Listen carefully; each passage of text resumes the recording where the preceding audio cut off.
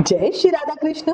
वैशाख का पावन महीना चल रहा है और इसी बीच आ रहा है गंगा सप्तमी का दिव्य पर्व, जिसका महत्व शास्त्रों में बहुत ही ऊंचा बताया गया है। इस दिन को जानवी सप्तमी और गंगा पूजन के रूप में भी जाना जाता है।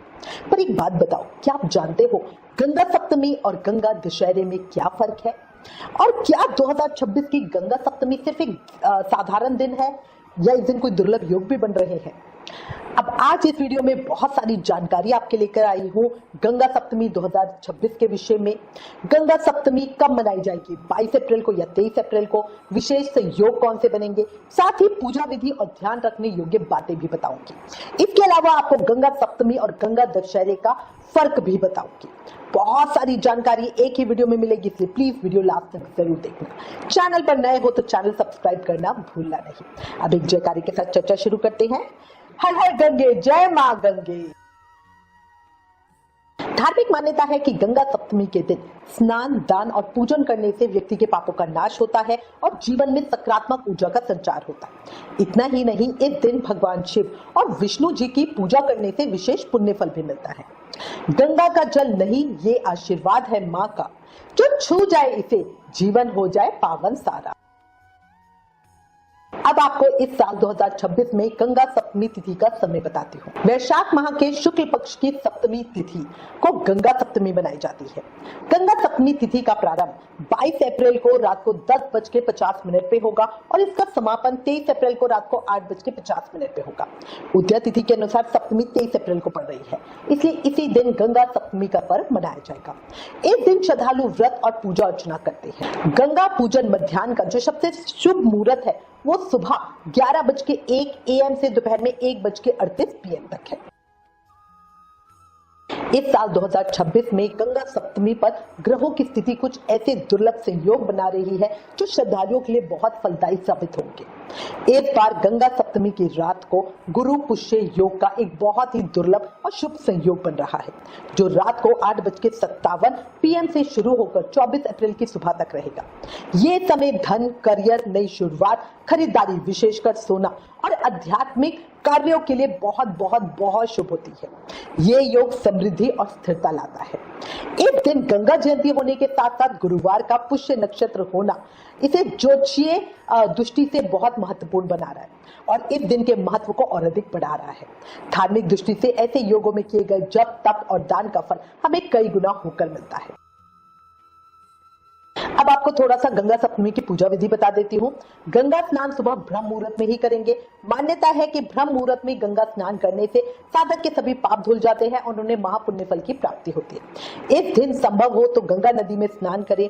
ओम श्री गंगाए नमः इस मंत्र का उच्चारण करते हुए माँ गंगा को अर्घ्य दें। गंगा नदी में तिल का दान करें। गंगा घाट पर पूजन करें।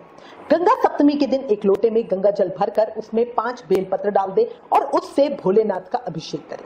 कहते हैं इससे वैवाहिक जीवन में सुख सौभाग्य की प्राप्ति होती है। गंगा सप्तमी के दिन भगवान विष्णु और भगवान शंकर की भी विधिवत पूजा होती है। भगवान शंकर का गंगा जल से अभिषेक करने से शिव जी और गंगा मैया की कृपा प्राप्त होती है।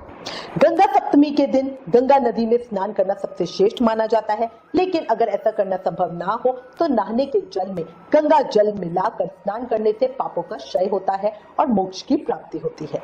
इससे जीवन में आध्यात्मिकता और सात्विकता का भी विकास होता है। साथ ही अगर घर में ही पूजा कर रहे हो तो गंगा जल से भरी कटोरी के सामने गाय के घी का दीप प्रज्वलित करके माँ गंगा का स्मरण करें और अंत में माँ गंगा की आरती गाकर प्रसाद बांटें। इससे समस्त मनोकामनाएं पूरी होती है। इस दिन जो कोई भी जरूरतमंद, गरीबों, असहाय और ब्राह्मणों को दान करता है उन्हें महाफल की प्राप्ति के साथ मोक्ष की प्राप्ति होती है। ओम नमो भगवती हिली हिली मिली मिली गंगे माँ पावाए पावाए स्वाहा। गंगा सप्तमी पर हरिद्वार में शोभा यात्रा निकाली जाती है। इस दिन हरिद्वार में माँ गंगा की आरती से पहले माँ गंगा की पालकी यात्रा हर की पौड़ी ब्रह्म घाट पर पहुंचती है।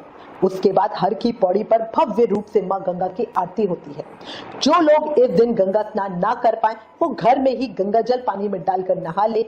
इस दिन माँ गंगा को ध्यान करने मात्र से जीवन के कष्ट दूर हो जाते हैं, गंगा स्नान का फल मिल जाता है। इस दिन सत्तू, घड़ा, पंखा या मौसमी फलों का दान विशेष फलदायी कहा गया है। अच्छा, कुछ बातें बता रही हूँ जो गंगा जी में, अगर आप नदी में स्नान करने जा रहे हैं तो वहां ध्यान रखें। गंगा जी में स्नान करते हुए शैम्पू, साबुन, तेल वगैरह का इस्तेमाल नहीं करना चाहिए। हमेशा तन ढककर ही गंगा जी में स्नान करें। सुहागन और सौभाग्यवती स्त्रियां कभी सर डुबोकर स्नान ना करें। नहाने के बाद गंदे पुराने कपड़े गंगा जी में नहीं डालने चाहिए। नहाकर उतारे हुए कपड़े गंगा जी में निचोड़ने भी नहीं चाहिए। कई लोग वहीं पे गीले कपड़े धो के उसको साफ कर रहे होते हैं, गलत है। गंगा जी में स्नान करते हुए पवित्रता का ध्यान रखें। कई बार गंगा जी में यूरिन नहीं निकलना चाहिए, बहुत दोषपूर्ण होता है। गंगा स्नान के बाद शरीर को तौलिए से नहीं पोंछना चाहिए, ऐसे ही प्राकृतिक रूप से हवा में सूखने दें। देखो, साल में 2 बार मां गंगा के विशेष उत्सव मनाए जाते हैं। पहला है गंगा सप्तमी और दूसरा है गंगा दशहरा। वैशाख शुक्ल पक्ष की सप्तमी पर गंगा सप्तमी और ज्येष्ठ शुक्ल पक्ष की दशमी तिथि को गंगा दशहरा मनाया जाता है। बहुत कम लोगों को इन दोनों उत्सवों का महत्व पता है। मैं थोड़ी सी जानकारी के लिए आपको बता देती हूँ। गंगा सप्तमी के दिन मां गंगा का जन्मोत्सव मनाया जाता है, इसलिए इसे गंगा सप्तमी या गंगा जयंती कहते हैं।